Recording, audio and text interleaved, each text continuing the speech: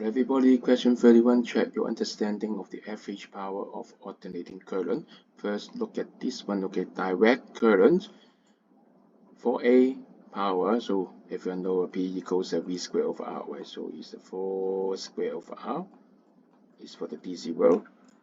And then we change it to the AC world. We said that one FH power would mean square current, and remember FH power equals would mean square current square over R, because you are using a smaller would mean square current already, so only 2 over 2. But they said that these two things are the same power. FH power equals the power of the DC one. So compare these two, okay, 4 square over R equals I RMS square over R, so obviously I RMS equal 4 ampere. So the answer is A. Thank you.